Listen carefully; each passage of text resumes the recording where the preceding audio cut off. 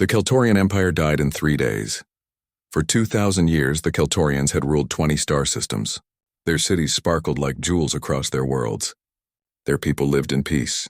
Their ships traveled the trade routes without weapons because they never needed them. Everyone knew the Keltorians. Everyone respected them. Then the Vrak came. The first day, strange ships appeared at the edge of Keltorian space. They were dark and twisted like metal nightmares. The ships did not fire weapons. They did not demand surrender. They simply began broadcasting. The sound came through every speaker, every communication device, every screen. It was not music or words. It was something deeper, something that reached into the mind and pulled out ancient terrors. The Keltorians heard it and felt their hearts race. Their hands shook. Children screamed. Adults could not move. The second day, the Vrak ships moved closer. They projected images into the sky above every Keltorian city. The images showed things that should not exist. Horrors from deep space, creatures that ate worlds, death in forms that made people weep just from seeing them. The images were not real, but the fear was. The third day, the Keltorian government surrendered. 20 star systems. Billions of people. Gone in 3 days. This was how the Vrak Dominion conquered the galaxy. Not with weapons. Not with armies. With fear. Captain Tae-Yang Kim stood on the bridge of the Celestial Dawn and read the report again. He could not believe it. 20 systems surrendered without a fight. He looked at his crew. They stared back with worried faces. "How is this possible?" asked Jae-Won Lee, the tactical officer. He was young but smart. "An entire empire just gives up?" Dr. Hannah Park stepped forward. She was the ship's xenobiologist, an expert on alien species. Her job was to understand other forms of life. Right now, she looked troubled. "I have been studying the reports from survivors," she said. "The Vrak use psychological warfare. They trigger fear responses in the brain. Most species have similar fear reactions. When they feel extreme terror, they freeze. They cannot think. They cannot fight. They just want the fear to stop." "And surrendering stops the fear?" asked Mireille Choi, the communications officer. "Yes," Hannah said. "The moment a species surrenders, the Vrak stop the broadcasts. The fear ends. It is like torture. People will do anything to make torture stop." Tae-Yang felt cold. He had been a military officer for 15 years. He had seen combat. He knew about weapons and tactics. But this was different. This was an enemy that did not need to fire a single shot.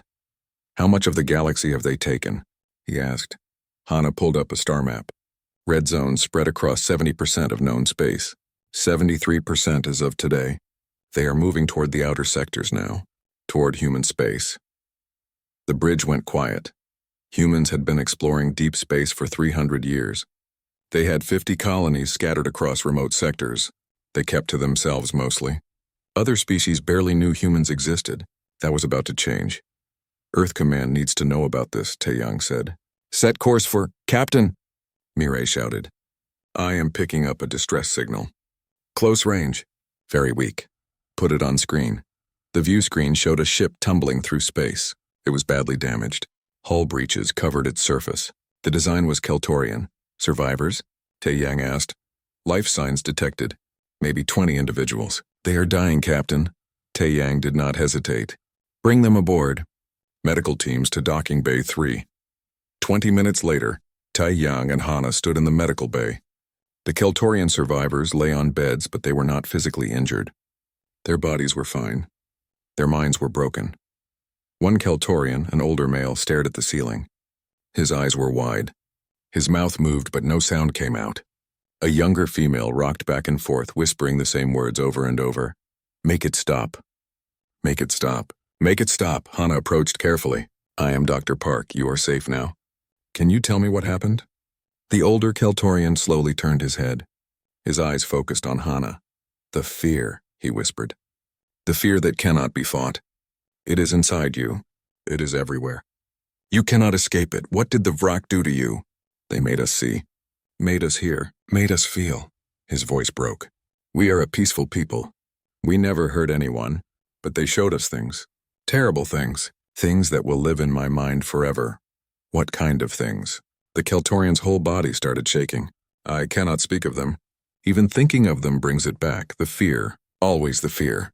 Hannah looked at the other survivors. They were all the same. Traumatized. Broken. not by violence but by terror itself. She returned to the bridge and gave her report to Taeyang. "This is worse than I thought," the captain said. "If the Vrak can do this to any species, how do we fight them?" "I do not know," Hana admitted.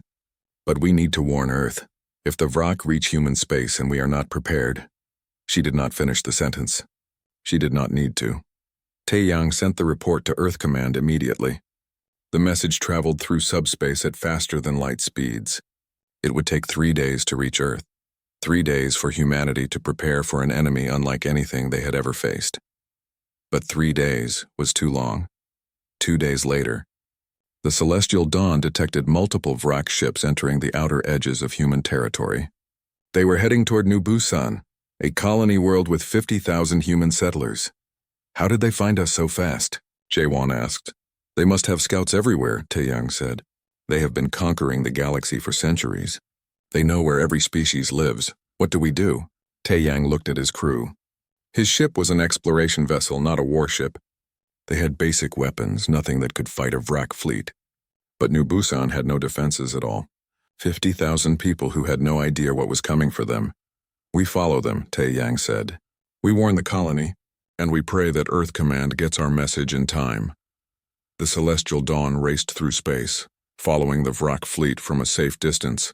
Taeyang watched the dark ships on his screen. They moved with purpose, like hunters who had found new prey. He thought about the Keltorians, an empire that lasted 2,000 years, destroyed in 3 days. He thought about the other species the Vrak had conquered, 73% of the galaxy, all broken by fear. Could humans be different? Could they resist what no other species could? Taeyang did not know. No one did. Humans had never faced anything like this before. The Vrak ships reached New Busan and took positions in orbit around the planet. On the bridge, Mireille's instruments detected the beginning of the broadcasts. The psychological assault had begun. "Get me Governor Sangwoo Park on New Busan," Taeyang ordered. He needs to know what is happening. But even as he gave the order, he wondered if it would matter. The Vrak had conquered 73% of the galaxy with this method. Every species fell. Every empire crumbled. Every civilization surrendered. In 3 days, the Keltorian Empire had died. How long would humanity last? The Vrak broadcasts intensified. On New Busan, 50,000 humans were about to experience terror designed to break entire civilizations. The galaxy was about to learn something new. It was about to learn what happens when fear meets humanity. Governor Sangwoo Park was having breakfast when the nightmare began. The sound hit first. It came through every speaker in his office, a low frequency that made his stomach twist. His coffee cup rattled on the desk. The windows vibrated. The sound was not loud, but it reached into his chest and squeezed his heart. Sangwoo stood up quickly. His hands were shaking. He felt sweat on his forehead. His military training kicked in. He reached for the emergency comm system. "This is the governor. All units report." "What is happening?" Static answered him. Then Mireille's voice from the Celestial Dawn broke through. "Governor Park, this is the exploration ship Celestial Dawn. Unknown hostile ships are in orbit. They are broadcasting some kind of weapon. It targets the mind. You need to evacuate the transmission cut off." The sky outside Sangwoo's window changed. The normal blue atmosphere of New Busan flickered and went dark. Then images appeared. Massive projections that covered the entire sky. Sangwoo saw things that should not exist. Creatures from deep space that defied logic. Cities burning in colors that hurt to look at. People dying in ways that made him want to scream.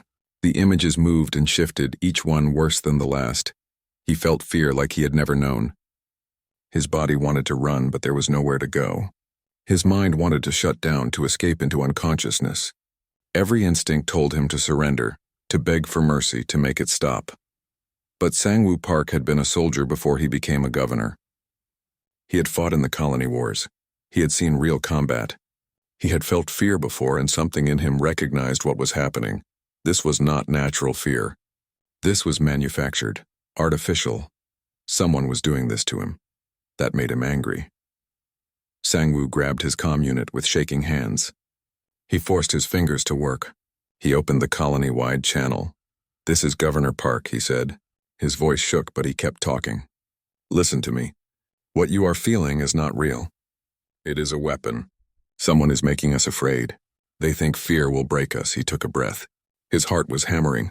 The images in the sky showed more horrors. They do not know humans, he continued. We are afraid. I am afraid right now.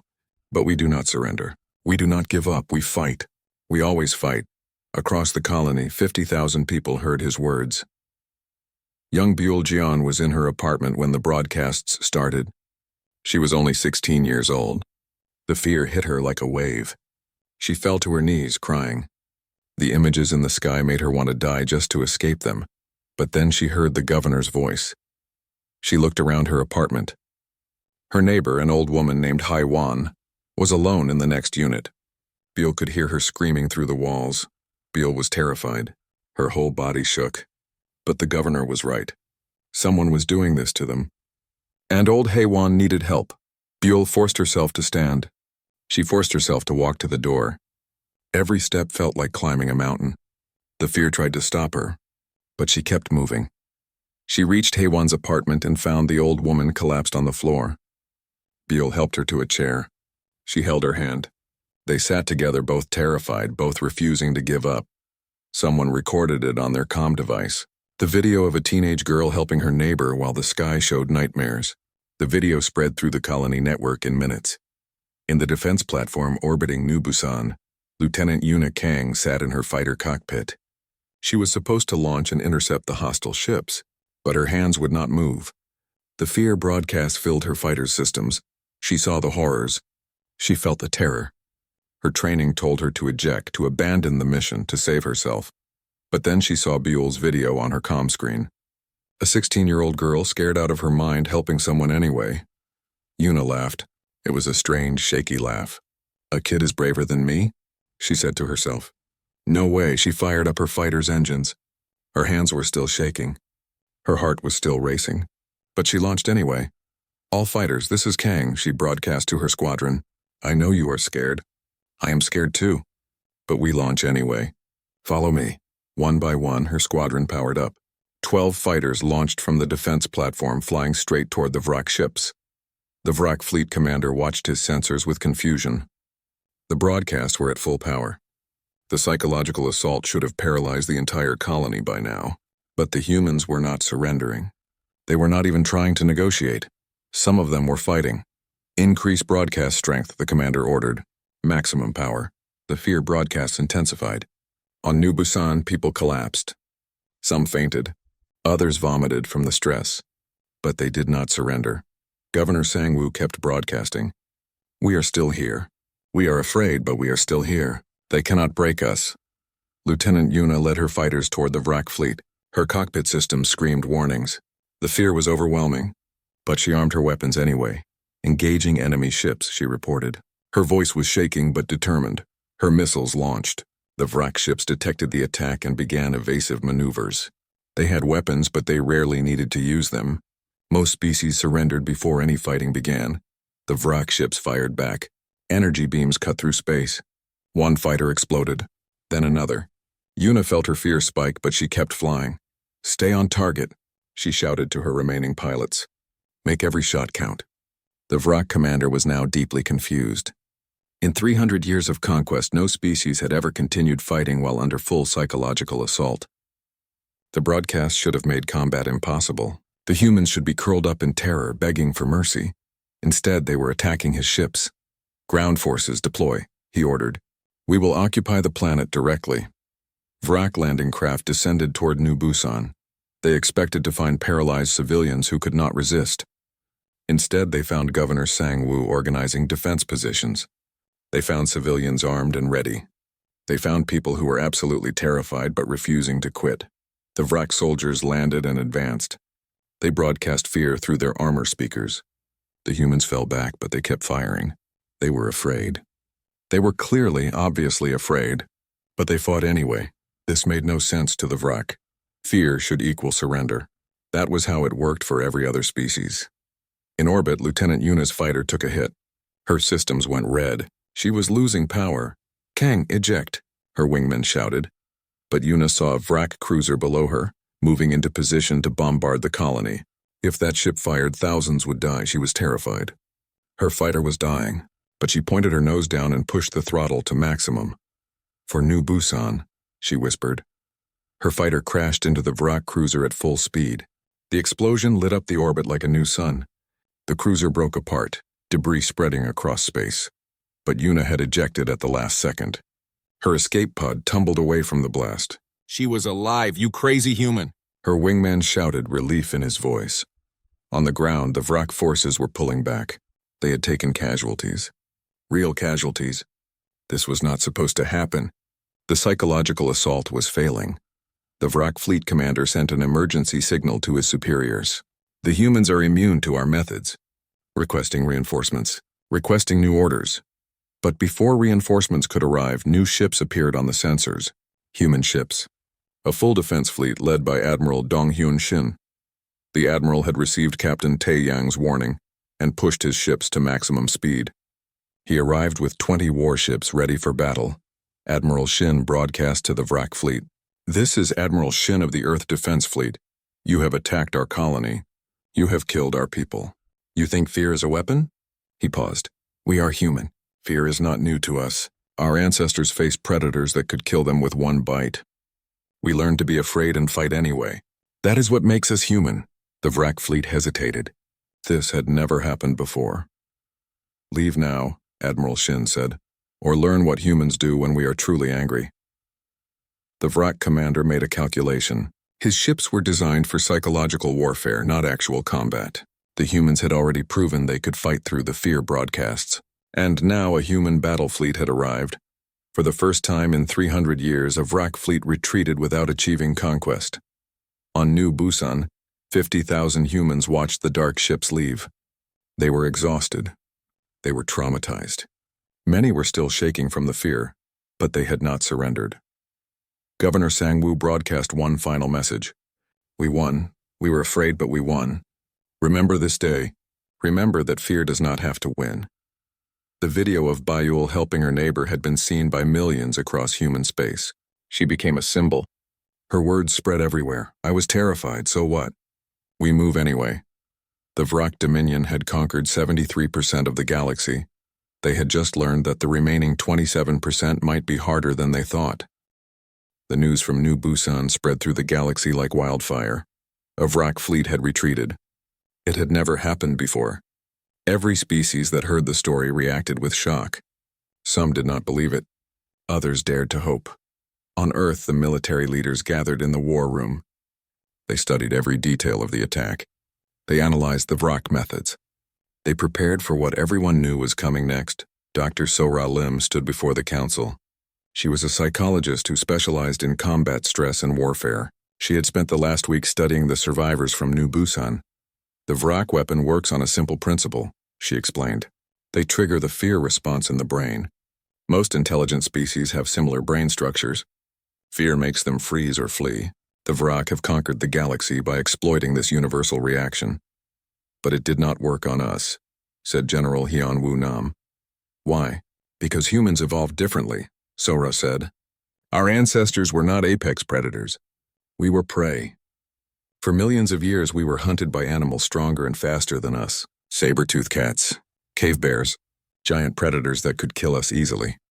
She pulled up images on the screen. Ancient Earth, dangerous creatures. Small groups of humans with primitive weapons. "We survived by using our minds," she continued. "We felt fear, but we did not let it stop us. We learned to be afraid and act anyway.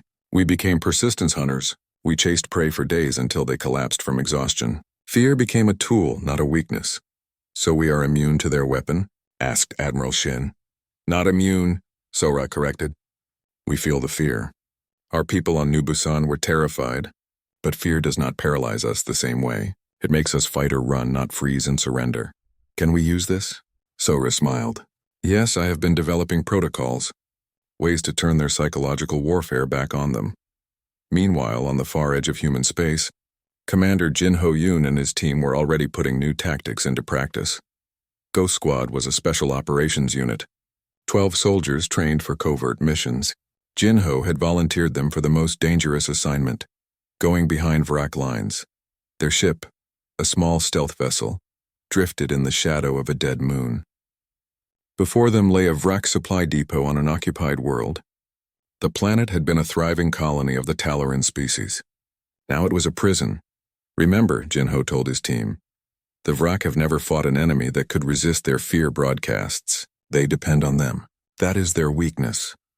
His second-in-command, a woman named Hee-Jin Park, checked her weapons. What if they have regular defenses too? Then we fight through them, Jinho said simply. Ready? The team dropped to the planet's surface in stealth pods. They landed outside the depot perimeter. The Vrak security systems immediately detected intruders and activated the fear broadcasts. The sound hit Jinho like a punch. His heart raced. His hands shook. The broadcasts were stronger than the ones used on New Busan. They must have increased the power after their failure. Everyone status check, he said through gritted teeth. Scared, Hyejin reported, but functional. Same, said another team member. Good. Move out. Ghost Squad advanced on the depot. They were afraid. They moved slower because their bodies were fighting the fear response. But they moved. The Vrak guards saw them coming and increased the broadcast strength. Surely these intruders would collapse now. Surely they would surrender. But the humans kept coming. Jinho threw a flashbang grenade. The explosion blinded the guards. His team rushed the position. Close quarters combat. Fast and brutal. The Vrak guards had weapons but no training for this. They had conquered with fear for so long they had forgotten how to fight. Ghost Squad took the depot in 12 minutes. They freed 2,000 Talaran prisoners. The Talarans stared at the humans with amazement. How did you do that? One asked. We could not resist the fear. How did you? Practice, Jinho said. Millions of years of practice. He set charges throughout the depot. We need to leave. This place will explode in 5 minutes, but one of the Talarans, a young male, stepped forward. Teach us. Teach us how to fight while afraid. Jinho looked at him, then at the other freed prisoners. They all had the same look in their eyes.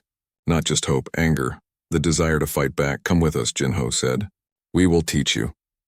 Back in human space, Captain Taeyang Kim had been promoted to fleet captain and given command of a battle group. His mission was to coordinate strikes against Vrak positions. He stood on the bridge of his new flagship, the Indomitable. Before him, a holographic map showed Vrak territories.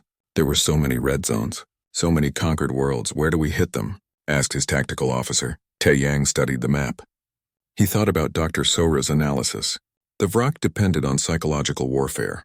They had no experience with enemies that fought back effectively. Here, he pointed to a star system. This is a major Vrak command hub. 20 ships stationed there. They coordinate operations for 50 surrounding systems. We only have 12 ships, the tactical officer said. The numbers are not in our favor. Numbers do not matter if the enemy does not know how to fight, Taeyang said. Launch the attack. The human fleet jumped to the target system. The Vrak immediately began their broadcasts. Fear flooded through every human ship.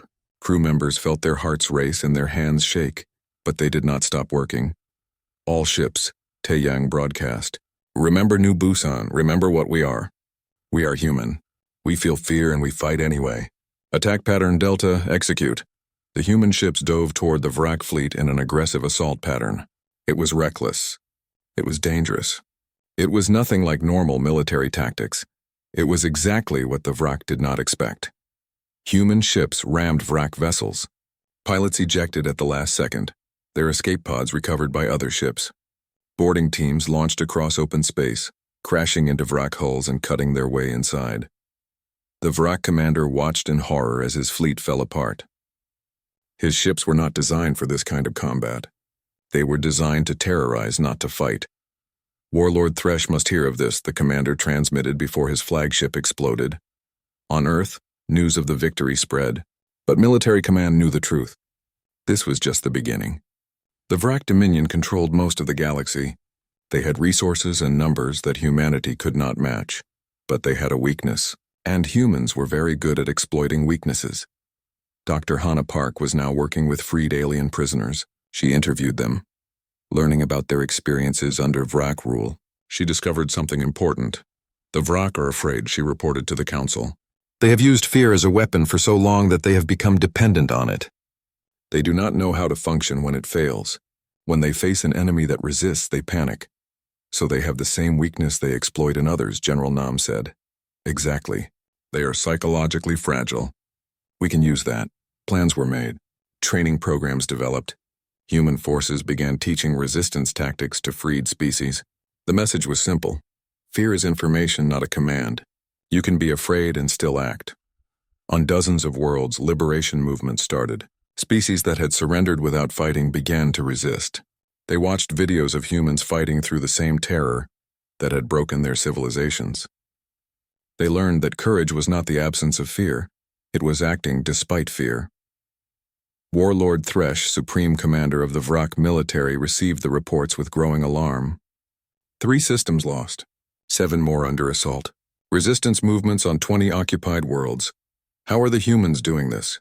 He demanded. His advisors had no answers. The psychological warfare methods that had worked for 3 centuries were failing. The humans fought through broadcasts that should have paralyzed them. Worse, they were teaching other species to do the same. We need to crush them, Thresh said. Assemble the main fleet. We will destroy the human homeworld. When Earth falls, this resistance will end. He gathered 500 ships, the largest Vrak fleet ever assembled. It would take them 6 weeks to reach Earth, 6 weeks for humanity to prepare. On a liberated world called Harmony Station, a young alien named Yunji Song was learning to fight. She was not human, but her human instructors treated her the same as everyone else.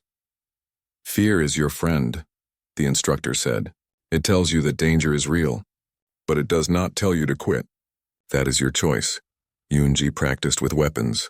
She practiced fighting while fear broadcasts played. It was hard, so hard, but gradually she learned to function while afraid. I think I understand, she told her instructor. You're not braver than us. You are just practiced. The instructor, a veteran from the new Busan defense, smiled. That is exactly right. Bravery is a skill. You can learn it. Yunji looked at the other students. Dozens of species, all learning the same lesson, all preparing to fight back. The Vrak made a mistake, she said. What mistake? They taught the galaxy to be afraid. But you taught us that fear is not the end. Across human space, the military prepared for Warlord Thresh's assault. They knew it was coming. They knew they were outnumbered, but they also knew something the Vrak did not. The most dangerous creature in the galaxy was not the one without fear. It was the one who felt fear and fought anyway. The Free Worlds Coalition was born in a conference room on Harmony Station. Representatives from 47 species gathered. Just 6 months ago, these species had been under Vrak control. Now they sat together, freed by human military action and ready to fight back. Ambassador Jiwan Bei stood before them. She was young for a human diplomat, only 32 years old. But she had seen the liberation campaigns. She had walked through cities freed from Vrak occupation. She knew what these people had suffered. We are here because we share something, Jiwan said. We all know what it means to be conquered by fear. And we all know that fear does not have to win. A Talaran representative stood. His name was Velkan. The humans saved us. We are grateful. But can we really fight the Dominion? They still control most of the galaxy. Alone, no, Jiwan admitted. But together? Together we can. A Keltorian elder spoke. Our empire fell in 3 days. We have been broken for so long. How do we learn to fight? Jiwan gestured to the human military advisors along the wall. We teach you. Humans are not special. We are not immune to fear. We just learn to work with it instead of surrendering to it. And what we learned, you can learn too. The conference continued for 3 days. Treaties were signed. Military alliances formed. Training programs established. The Free Worlds Coalition was official. 47 species united against the Vrak Dominion. On Earth, General Hyunwoo Nam studied his battle plans. Warlord Thresh's fleet was coming. 500 Vrak warships heading straight for humanity's homeworld. The human defense fleet had 80 ships. The numbers were bad. We cannot win a straight fight, his tactical advisor said. Then we do not fight straight, Hyunwoo replied. He pulled up a star map. The Vrak fleet will take the direct route to Earth. It passes through the Crimson Nebula. We hit them there. The nebula will affect our sensors too. But we are used to fighting afraid. They are not. We use everything we have learned. We make them feel fear.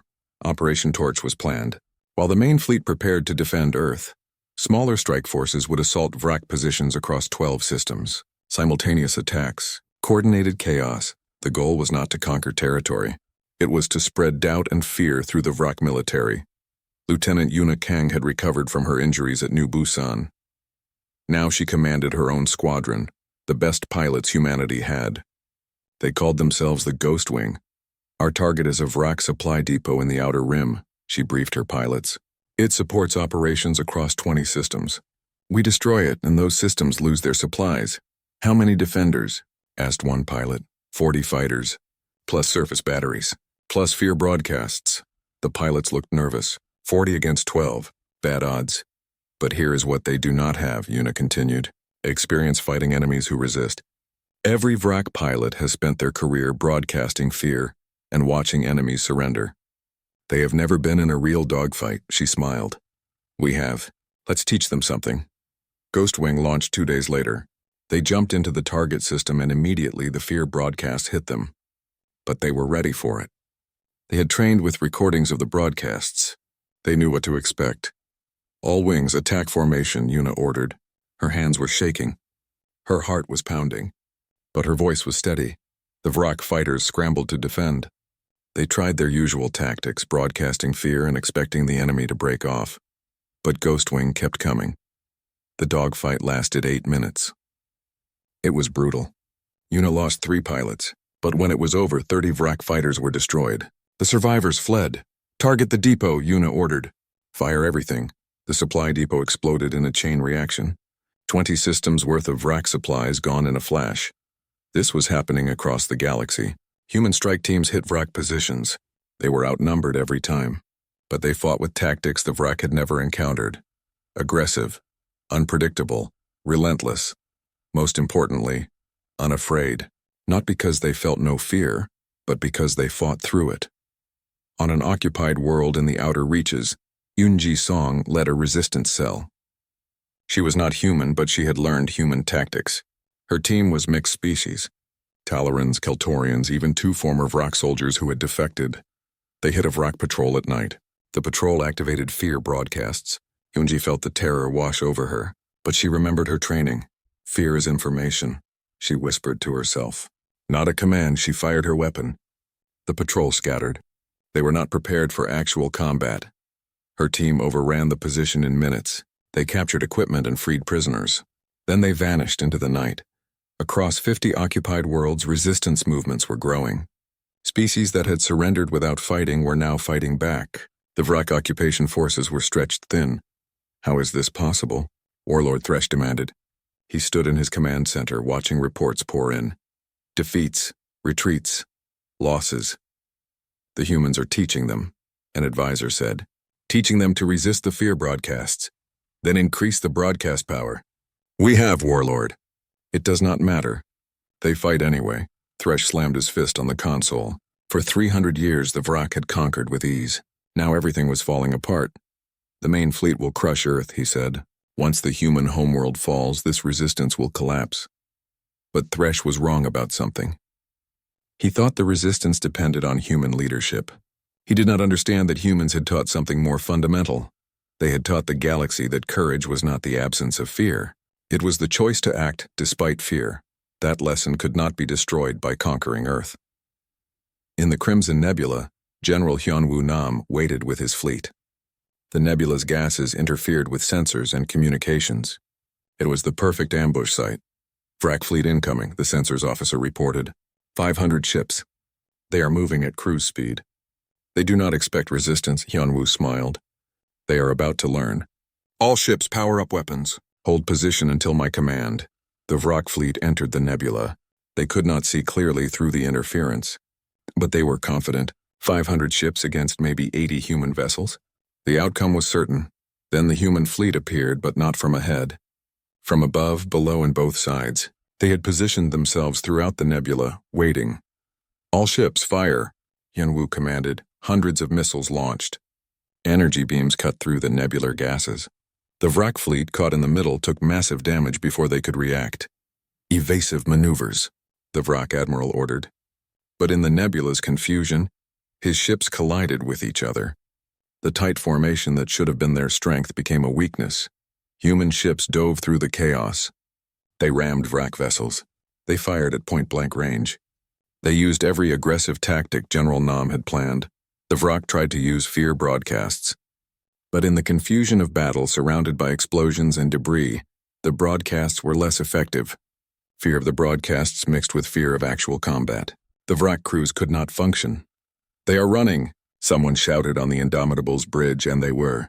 The Vrak fleet, outnumbering the humans 6-1, was retreating. They had lost over 100 ships and could not cope with the aggressive human tactics. Warlord Thresh received the news in stunned silence. His main fleet, his unstoppable armada, had been defeated. "This is impossible," he whispered. But it was not impossible. It was the result of facing an enemy that understood fear differently. Back on Harmony Station, Ambassador Jiwan stood before the coalition again. This time, 70 species attended. Word of the victories had spread. "The Vrak Dominion is not invincible," she said. "For 300 years they made the galaxy believe that fear equals defeat. But we have proven that is a lie. You can be afraid and still fight. You can be terrified and still win." A representative from a species called the Nordavi stood. "Our people surrendered 200 years ago. We have forgotten how to fight." "Then we remember together," G1 said. "Every species here was conquered. Every species here has now fought back. We are building something new. Not an empire, a coalition of free worlds." The room erupted in agreement. Across the galaxy, the Vrak Dominion was crumbling. Not because they were militarily defeated everywhere, but because their primary weapon no longer worked. Fear still affected their enemies, but it no longer paralyzed them. Species that had lived under occupation for centuries were rising up. They did not need to win every battle. They just needed to keep fighting, and humans had taught them how. Lieutenant Yuna Kang sat in her quarters after another successful mission. She thought about New Busan, about being terrified but launching anyway, about little Buell helping her neighbor while the sky showed nightmares. A message came through. It was from Bayul, now 17. "Thank you for showing us how," the message said. "I joined the resistance on New Busan. We are training others, teaching them what you taught us," Yuna smiled. The fight was far from over. The Vrak still controlled territory. They still had weapons and ships, but they had lost something more important. They had lost their psychological advantage, and without that, they were just another empire that could be defeated. The galaxy was waking up. Species were remembering that they did not have to live in fear. The predators were rising, and they were angry. The Vrak home system had not seen war in 500 years. Their worlds were centers of power and control. 3 planets covered in cities. Billions of Vrak citizens who had lived their entire lives believing in the Dominion's invincibility. Now, a fleet of 3,000 ships approached their system. But it was not a Vrak fleet. Fleet Admiral Tae-Yang Kim stood on the bridge of the Indomitable, looking at the assembled armada. Ships from 300 species. The entire Free Worlds Coalition had come together for this final push. "It is hard to believe," said Captain Jae-won, now his second in command. 2 years ago, we discovered the Vrak threat. Now we are at their doorstep." 2 years, Tae-Yang repeated. "The Keltorian Empire fell in 3 days. But they fought alone. We fight together." Dr. Hannah Park joined them on the bridge. She had become the coalition's chief diplomatic advisor. "I am receiving messages from the Vrak government. They want to negotiate. What are their terms? They offer to retreat from half their occupied territories if we leave them alone." Tae-Yang shook his head. "No, we did not come here to bargain. We came to end their empire." "The civilian population," Hannah reminded him. "There are billions of innocent Vrak on those planets. They did not choose conquest." "I know," Tae-Yang said quietly. "That is why we brought you. When the fighting is done, you will help them understand what comes next." The coalition fleet entered the Vrak home system. Immediately, every defensive platform activated. The Vrak military had gathered their remaining forces here. 2,000 ships defended their homeworld. The fear broadcasts began. Stronger than anything used before. The Vrak threw everything they had into one final psychological assault. On the Indomitable, crew members felt the familiar terror. Hearts raced. Hands shook. Some vomited from the stress, but they kept working. "All ships, this is Admiral Kim," Tae-Yang broadcast to the entire coalition fleet. "What you feel is real. The fear is real, but you have felt it before. You have fought through it before. Today we end the empire of fear. Today we show the galaxy that courage is stronger than terror."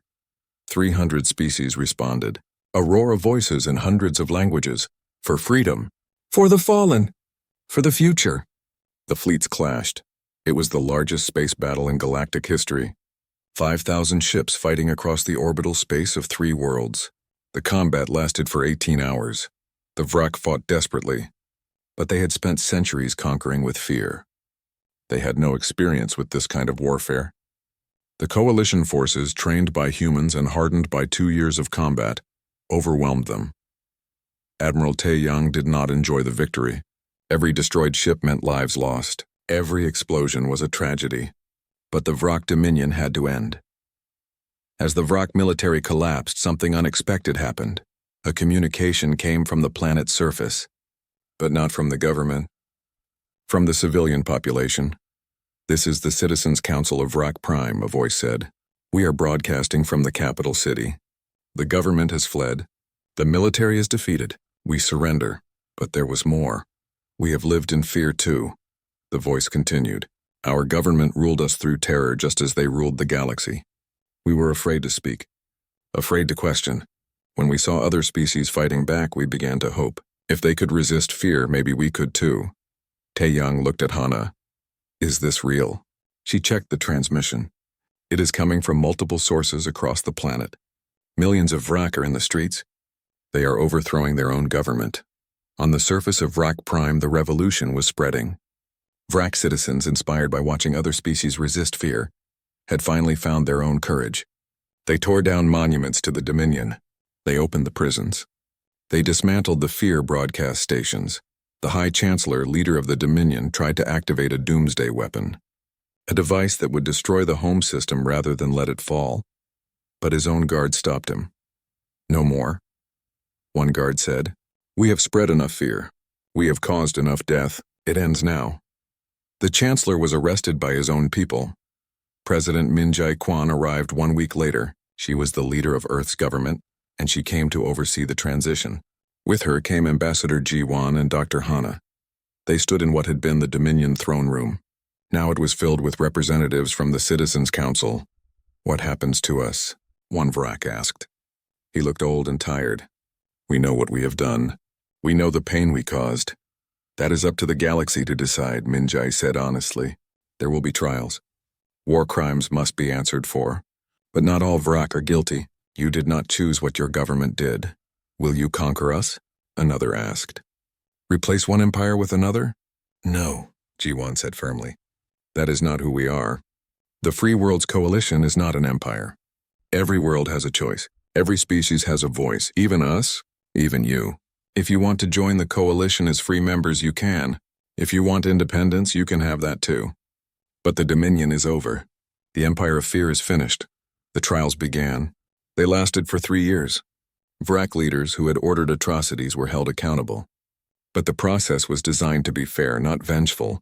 Humans insisted on this. If we become like them, we lose what we fought for, President Min Jae said. Meanwhile, across the former Dominion, worlds were rebuilding. Species that had been conquered for centuries were learning to govern themselves again.